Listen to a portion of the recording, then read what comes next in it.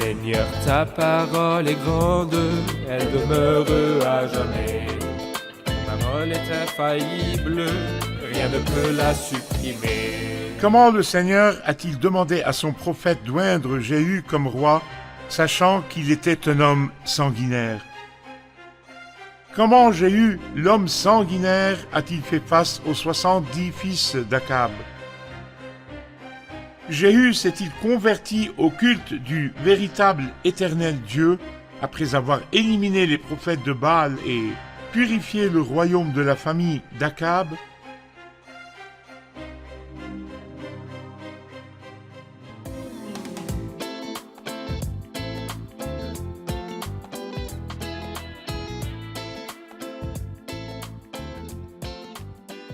Bienvenue à vous, chers téléspectateurs, ainsi qu'à tous nos téléspectateurs dans le monde entier, dans un nouvel épisode de notre émission d'études quotidiennes Toute la Bible.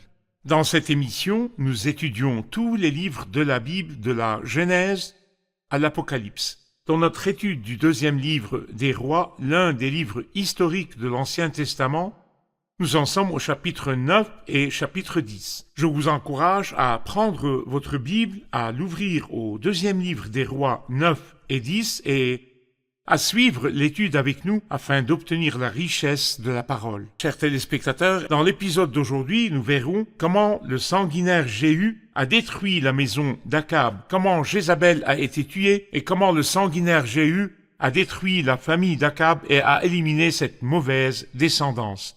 Permettez-moi d'abord d'accueillir nos invités, les serviteurs du Seigneur qui m'honorent au studio. Le docteur Issam Azat, bienvenue. Merci le docteur beaucoup. Medhat Helmi, bienvenue. Je vous remercie. Honoré de vous avoir. Nous accueillons aussi nos invités qui nous honorent au studio. Soyez les bienvenus. Docteur Issam, je vais lire les 4 premiers versets du chapitre 9 et nous allons entendre et apprendre des choses très importantes de votre part sur cette partie. Le prophète Élisée appela l'un des membres de la communauté de prophètes et lui dit: noue ta ceinture, prends avec toi cette fiole d'huile et va à Ramoth en Galade. Une fois arrivé là-bas, va voir Jéhu, le fils de Josaphat, et le petit-fils de Nimshi. Tu le feras se lever au milieu de ses frères, et tu le conduiras dans une chambre retirée. Tu prendras la fiole d'huile, tu la verseras sur sa tête, et tu affirmeras: voici ce que dit l'Éternel. Je te consacre par onction comme roi d'Israël. Puis tu ouvriras la porte et tu t'enfuiras sans attendre. Le jeune prophète partit pour Ramoth en Galade. Docteur Issam, ce passage parle d'un personnage qui apparaîtra dans les événements, à savoir Jéhu, le fils de Josaphat. Pourriez-vous nous donner une première idée de cet homme? Jéhu, le fils de Josaphat, est l'un des personnages que le Seigneur a ordonné à Élie d'oindre à la fin de son ministère. Lorsqu'il lui dit « Va oindre Hazaël comme roi de Syrie et Josué le fils de Nimshi comme roi d'Israël et Élisée le fils de Shaphat comme prophète à ta place ». Il est donc l'une des personnes que le Seigneur a ordonné à Élie d'oindre. Et certainement Dieu avait un plan pour oindre un roi sur la Syrie, un peuple païen, et un roi sur Israël. Dieu avait certainement un plan en oignant ce personnage. En réalité, c'était un homme, comme vous l'avez mentionné au début du discours, un homme sanguinaire, et probablement anormal, dès qu'ils l'ont vu avant même qu'il ne fasse quoi que ce soit. Il conduisait le char, et quelqu'un a dit « Qui est celui-ci ?» et ils l'ont reconnu de loin. Pourquoi? Parce qu'il était différent, même dans sa manière de conduire. Comment conduisait-il? Comme un fou. Il conduisait comme un fou. Ce Jéhu, le fils de Nimshi. Il est donc clair que cet homme est marqué par des caractéristiques anormales. Violence anormale, effusion de sang anormale, performance anormale, ce n'était pas un homme normal. Que le Seigneur l'ait oint, Dieu a certainement voulu accomplir un plan à travers lui, car Dieu sait choisir le bon instrument pour le bon but. Parfois, il choisit Satan. Parfait. Il y a des choses que personne ne peut faire que Satan. Un jour, il dit à Pierre, « Satan vous a réclamé pour vous passer au crible. » Il s'est servi de la caractéristique de plainte en Satan et lui a permis de faire certaines choses en lui assignant une certaine tâche. Et l'histoire de Job, c'est Satan qui s'est présenté devant Dieu. Parfois, il se sert de nation. C'est Dieu qui a suscité Babylone pour discipliner Israël. Ce qui était très déroutant pour le prophète Habakkuk qui s'est mis à demander « Jusqu'à quand, Éternel, Vais-je crier, je te le demande, réponds-moi. C'était très déroutant. Comment te sers-tu d'un malfaiteur pour discipliner ton peuple? L'utilisation de l'instrument par Dieu, qu'il s'agisse de Satan, de nation ou d'individu, n'est pas nécessairement une approbation de cet instrument. Cet instrument peut être Satan. Il n'est pas possible que Dieu l'approuve. Jéhu, le fils de Nimshi, était l'un de ces instruments caractérisés par l'effusion de sang, par la violence extrême, mais dans un but précis. Dieu voulait l'oindre pour qu'il accomplisse un certain but dans la pensée de Dieu. Ce but était connu et a été annoncé à Jéhu à l'heure de son onction, à savoir des familles à éliminer. Complètement éliminer pas seulement une personne, mais éliminer toute la famille. Et pour cela, il fallait quelqu'un avec des caractéristiques anormales, qui cherche à tuer, qui aime tuer. Jéroboam, fils de Nébat, était l'une des familles à éliminer, non seulement sa personne. Les descendants eux-mêmes. Ses descendants, Baécha. Baécha a été utilisé pour éliminer Jéroboam, fils de Nébat. Baécha devait également être éliminé, suivi par le roi Akab. Tous les trois étaient des modèles très très mauvais. Il fallait éliminer non seulement des individus, mais des familles entières et ne rien laisser de leurs descendants. Il fallait donc susciter des instruments appropriés pour éliminer ces familles. Nous aimerions attirer l'attention de nos chers téléspectateurs sur le fait que Dieu n'a pas fait de Jéhu un homme sanguinaire. Ce n'est pas Dieu qui a fait de lui un homme sanguinaire pour faire cela. Mais Jéhu, par nature, était un homme sanguinaire avec un cœur corrompu, et Dieu s'est servi de cela pour accomplir ses objectifs d'élimination du mal. C'est bien ce que vous voulez dire. Dieu n'a pas fait Satan mauvais pour accomplir à travers lui, Exactement. mais il s'est servi du mal de Satan et de son désir de se plaindre pour accomplir à travers lui. C'est la même chose avec tous les instruments qui ont l'air mauvais. Dieu n'approuve absolument pas leur comportement, mais Dieu les a utilisés, il ne les a pas fait comme ça, mais il s'est servi d'une caractéristique en eux. Parfait. Dr Medhat, après avoir déclaré Jéhu roi, un massacre a eu lieu à Jisraël, qui a également été témoin de l'effusion du sang innocent de Naboth de Jisraël. Que s'est-il passé ensuite? Exactement, comme le raconte la Bible, Joram ou Jéhoram, car le mot est le même en hébreu, était malade à Jisraël et Akazia, le roi de Juda, lui rendit visite.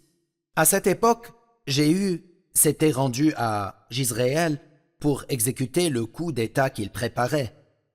Et nous assistons à un comportement très étrange de la part des deux rois, mais je vois dans ce comportement la stupidité que le péché donne à l'homme, frère Ayad. Lorsqu'ils virent la foule venir contre eux sous le commandement de Jéhu, ils ne savaient pas qui venait, et ils envoyèrent un premier messager qui ne revint pas. Ils auraient dû se méfier. Ils auraient dû se rendre compte que quelque chose n'allait pas, mais ils envoyèrent un autre messager qui ne revint pas non plus. C'est simplement ou stupidement ce que le péché fait à l'homme. Tout commandant d'armée qui sait que quelque chose ne va danger pas, imminent. le commandant lui-même, qui est le pilier de l'armée, ne doit jamais aller voir lui-même ce qui ne va pas. Les deux rois sortirent et demandèrent simplement « Est-ce que tout va bien ?» Et Jéhu répondit « Il est impossible que tout aille bien tant que vous et Jézabel êtes Vous là. » parlez des deux rois, Jéhoram et Akazia. Exactement. Jéhoram et Akazia sortirent eux-mêmes pour voir ce qui n'allait pas. Et Jéhu répondit qu'il faisait tomber le jugement sur eux. Et ce faisant, il tua Jéhoram, puis poursuivit Akazia et le tua. Je vois dans cette situation, frère Ayad, que l'homme perd même la simple logique pour faire face aux choses. Mais quand l'homme est dans le péché et qu'il est loin de Dieu, fait vraiment preuve d'une stupidité extrême. Vous savez, frère Ayad, le moins que le commandant de l'armée puisse faire, c'est d'être vigilant. Mais ils sont allés demander après avoir vu que deux messagers n'étaient pas revenus. Ils n'ont pas vu le danger venir sur eux, ils ne se sont pas méfiés du danger imminent. Exactement. Ils ne se sont pas méfiés, et bien sûr, c'était sous l'autorité de Dieu pour accomplir son plan, pour qu'ils récoltent ce qu'ils ont semé. Parfait. Nous allons faire une pause puis prendre une question de notre public. Chers téléspectateurs, je vous retrouve après la pause, ne quittez pas.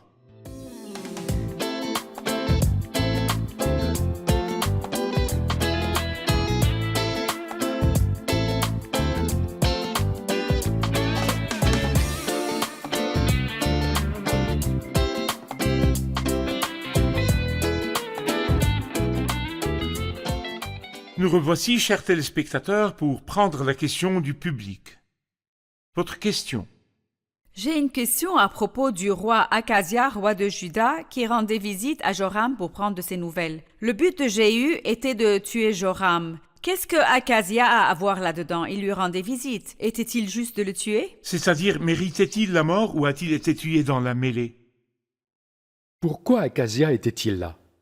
Qu'est-ce qui l'a amené là? Il voulait faire un devoir, rendre À son visite oncle. à un C'était son malade. oncle, n'est-ce Oui. pas? Où est le problème? Le problème, c'est que les relations mauvaises et inappropriées doivent avoir des conséquences et leurs conséquences ne se limitent pas à une génération, mais des générations. L'histoire a commencé avec Josaphat, qui a marié son fils à la fille d'Akab. Le résultat fut que Josaphat se lia à Akab et lui rendit visite, ce qui eut de mauvaises conséquences. Après Josaphat, Jéhoram, son fils, épousa Athalie, la fille d'Akab. La troisième génération fut Akazia, fils de Jéhoram, et dont Athalie était la mère dut rendre visite à son oncle. On voit bien que depuis Josaphat, la relation a toujours existé. Et cela nous montre combien il faut se méfier des relations qui ne sont pas conformes à la pensée de Dieu lorsque la Bible nous avertit, verset après verset, que les mauvaises compagnies corrompent. Ne formez pas un attelage disparate, ces versets ne sont pas simples. Et leur résultat est plus qu'une simple récolte de rien, mais telle que nous la voyons, est une récolte de génération. Non seulement il a été rendre visite à son oncle, il a marché sur ses pas. Donc Akazia a fait le mal. Bon, mais nous avons vu qu'il était le roi de Juda. Il devait y avoir une Entre le séparation royaume de Juda et entre- le royaume d'Israël. Oui, et parmi les rois de Juda, il y avait des gens pieux, et son grand-père, Josaphat, était pieux. Ce qui a corrompu la piété, dans cette histoire, ce sont les mauvaises compagnies. Il était mauvais dans son comportement et aspirait à marcher avec un homme méchant qui était son oncle. Et ce qui liait les deux, c'était la tendance à faire le mal. Aucun d'entre eux n'était droit aux yeux de l'Éternel. De même que Jéhoram méritait la mort, Akazia aussi méritait la mort. Docteur Medhat, il est clair, d'après l'atmosphère du chapitre, qu'il s'agit du chapitre de la récolte, de ce qui a été déjà semé. La famille d'Akab a récolté, Jéhu a récolté et Akazia a récolté ce qui avait été déjà semé. Et la Bible nous annonce un principe clair. Ce qu'un homme aura semé, il le récoltera aussi. Pourriez-vous commenter en général sur les semailles de l'homme sur la terre? En fait, le Seigneur est le Dieu de toute grâce. Et je constate qu'il est le Dieu de toute grâce dans toutes les situations. Beaucoup de gens disent que Dieu, dans l'Ancien Testament, était cruel ou sévère. Mais il est vraiment le Dieu de toute grâce. Ici, nous voyons le jugement s'abattre sur le méchant roi, après que le Seigneur lui ait donné une grande opportunité, et qu'il y ait eu de nombreux avertissements. Mais nous voyons aussi le jugement s'abattre sur Jézabel. Jézabel qui considérait que la prophétie dont Élie avait parlé à son sujet, elle la considérait comme dépassée, et elle vivait très à l'aise et très rassurée. Mais le jour est venu où la patience de Dieu a pris fin et où le jour de la vengeance a commencé. Jézabel n'y a pas cru. Lorsque Jéhu est venu se venger, frère Ayad, elle sortit et commença à se moquer de lui en disant « Tu es comme Zimri, l'assassin de son Seigneur ». Elle se mit à se maquiller les yeux et à se comporter comme si elle essayait encore d'influencer et de tenter Jéhu en tant que femme. Elle avait tout oublié. Mais Dieu avait un jour qui s'appelle le jour de la vengeance. Et la vérité est que le jour de la vengeance ne vient pas, frère Ayad, qu'après une très grande patience. Le Seigneur donne une est très très longue période patient. pour se repentir. Malheureusement, l'homme méprise les richesses de la patience de Dieu en ne reconnaissant pas que la bonté de Dieu le pousse à changer d'attitude. Si l'homme ne répond finalement pas aux œuvres de la grâce, ne répond pas à l'opportunité que Dieu lui donne et ne répond pas aux voix qu'il lui envoie, nous avons vu que Jézabel a reçu des avertissements de la part d'Élie et nous l'avons vu devenir plus méchant de jour en jour, bien qu'elle ait vu l'effet que cela avait sur sa vie et sur le royaume et qu'elle ait vu les problèmes que le mal causait. Elle a persisté dans la voie qu'elle suivait, et c'est pourquoi le jugement a été infligé. À tout moment, Jézabel aurait pu s'éloigner du mal, elle aurait pu se repentir, elle aurait pu répondre aux voix que Dieu lui envoyait. Mais malheureusement, elle s'est obstinée jusqu'à ce qu'elle ait récolté le résultat que la semence a donné.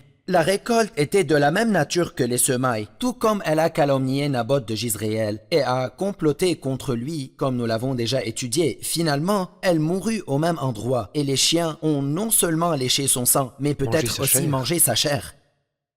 Comme nous parlons, Dr. Haytham, de cette femme maléfique, Jézabel, nous avions abordé ce personnage dans les premiers rois. Mais pourriez-vous nous en dire plus sur ses caractéristiques et ce qu'elle a fait? Nous avons dit tout à l'heure que Jéhu était un homme sanguinaire. Et tout comme il y a des hommes sanguinaires, il y a aussi des femmes sanguinaires. Mais c'est étranger à comme la nous le verrons. nature de la femme. Oui, très étranger, mais lorsque le péché s'empare de tout l'être humain, il faut oublier les instincts naturels. La tendresse est une des caractéristiques des femmes qui sont des mères tendres. Mais le jour où le péché s'est emparé des femmes, elles ont fait cuire leurs enfants. Et les ont Et mangés. les ont mangés. Il n'est donc pas surprenant que le péché supprime les instincts naturels qui sont censés être présents chez les gens ordinaires. Cette femme était de ce genre-là. Deuxièmement, dans la Bible, cette femme n'était pas seulement une femme mauvaise, mais un modèle de mal. Un modèle de mal dans toute la Bible, jusque dans l'Apocalypse. Une école Ce de nom pensée. est une école de pensée. Et pas seulement, comme vous l'avez dit, elle donnait à manger. On mangeait à sa table, et quand on donne à manger, comme par exemple, Salomon donnait à manger, oui, le roi Salomon. Mais Élie a dit à Akab, fais rassembler les 450 et les 400 qui mangent à la table de Jézabel, ta femme. Il ne lui dit pas à ta table, bien qu'il fût le roi. Et cela nous montre qu'on mangeait à sa table, c'est-à-dire qu'elle avait de la présence, de l'autorité et du contrôle. Sa force résidait dans sa personnalité et son caractère dominant. C'est que le caractère d'Akab était plutôt étrange. Nous lisons par exemple, se sentant lésé, il s'irritait, rentrait chez lui, tournait son visage contre le mur. C'était l'homme. Pourtant elle lui disait, est-ce bien toi maintenant qui es roi d'Israël? Elle se moquait de lui, regardez, son contrôle. Elle était terrible dans Elle ses était la plans. tête, pas la queue. Oui, bien sûr, elle s'est imposée comme tête. Regardez ses plans, comme l'a mentionné Dr. Medhat dans l'histoire de Naboth.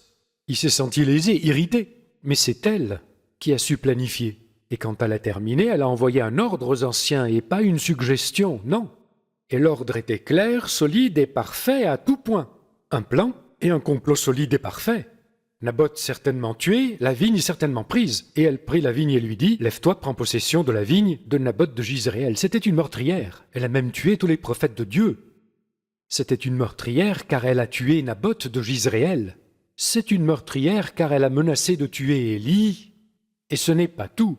Elle ne se contentait pas de faire le mal, elle tenait à entraîner son mari à faire le mal. Et elle a insisté pour que tout le peuple la suive et qu'il marche sur ses pas à faire le mal car c'est elle qui a établi le culte de Baal d'une manière plus terrible qu'au jour de Jéroboam, fils de Nébat, au milieu de ce peuple. Nous allons faire une pause puis prendre une question du public. Chers téléspectateurs, je vous retrouve après la pause, mais pendant la pause, si vous avez des questions ou des demandes de renseignements, envoyez-les-nous à l'une des adresses qui apparaîtront sur l'écran. Je vous retrouve après la pause.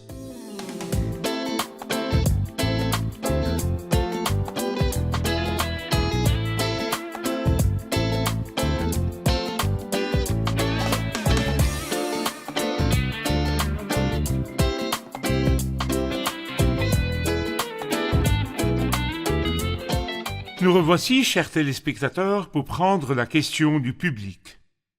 Votre question. Le livre de l'Apocalypse parle de Jézabel la prostituée. Qu'entend-on par Jézabel la prostituée et son jugement dans le livre de l'Apocalypse? Qu'entend-on par Jézabel la prostituée et son jugement dans le livre de l'Apocalypse? Nous lisons dans le livre de l'Apocalypse au chapitre 19 et au verset 2. Oui, ces jugements sont vrais et justes, car il a jugé la grande prostituée qui corrompait la terre par son immoralité, et il a vengé ses serviteurs en lui redemandant leur sang qu'elle avait versé. L'inspiration a utilisé l'histoire de Jézabel pour parler de la personne qui commet l'adultère dans sa relation avec Dieu.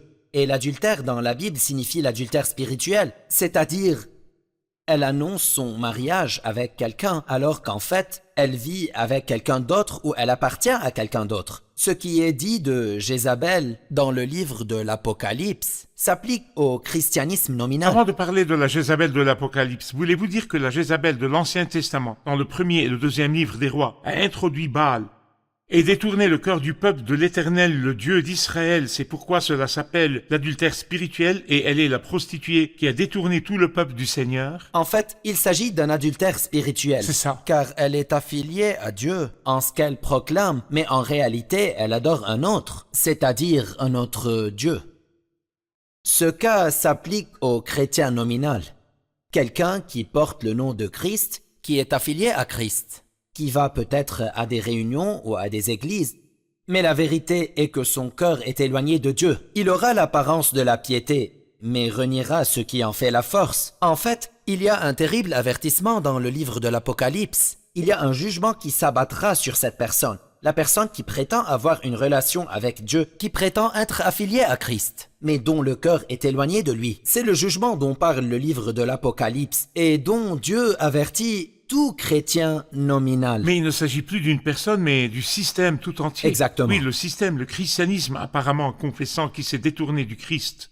Eh bien, Il n'est-ce pas? s'agit d'Apocalypse 2, la 4e lettre à l'église de Thyatire. Ce que j'ai contre toi, c'est que tu laisses faire Jézabel, qui enseigne mes serviteurs pour qu'ils se livrent à l'immoralité sexuelle et mangent des viandes sacrifiées aux idoles.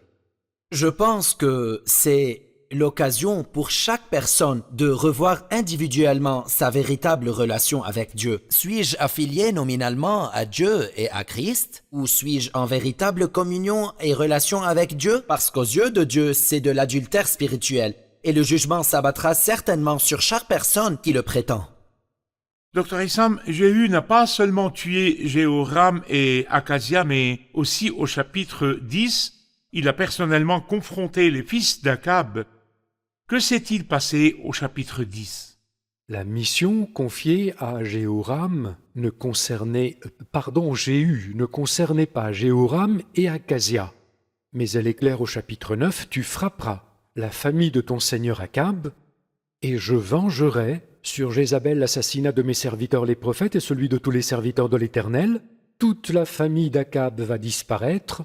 Je vais exterminer tout homme qui appartient à Akab, qu'il soit esclave ou libre, en Israël. Je vais rendre la famille d'Akab pareille à celle de Jéroboam, fils de Nébat, et à celle de Baécha, fils d'Akija. Donc la mission qui lui a été confiée ne concernait pas seulement Jéhoram, ni seulement Akazia, mais qu'il ne laisse personne De la famille d'Akab. Et Akab avait 70 fils, bien que nous ne lisions pas qu'il ait été marié à une autre que Jézabel, probablement à cause d'une peur. Donc Jéhu a écrit à partir de là des lettres aux anciens de Jisréel et de Samarie. Il leur disait: maintenant que cette lettre vous est parvenue, puisque vous avez avec vous les fils de votre Seigneur, ainsi que des chars, des chevaux, une ville fortifiée, et des armes, montrez-moi vos compétences. Voyez lequel des fils de votre Seigneur est le meilleur, mettez-le sur le trône de son père, et combattez pour la famille de votre Seigneur. C'était un défi. Ils eurent très peur et dirent: 2 rois ont été incapables de lui résister. Comment pourrions-nous résister, nous? Alors ils ont tué les 70 qui se trouvaient avec eux, et ainsi prenait fin la mission. Jéhu leur écrivit une seconde lettre: si vous êtes avec moi et si vous êtes prêts à m'obéir, prenez les têtes des fils de votre Seigneur et venez me trouver demain à la même heure à Jisréel. Et c'est ce qui s'est passé effectivement. Ils prirent les 70 fils, leur coupèrent la tête et les envoyèrent dans des corbeilles à Jéhu. Et ce fut le jugement contre tous les fils de Akab. Et en fait, Jéhu a détruit beaucoup de choses en cours de route. Il a commencé par Jéhoram et Akazia, puis Jézabel, puis les fils d'Akab, puis les frères d'Akazia, puis tous les prophètes de Baal et les prêtres de Baal.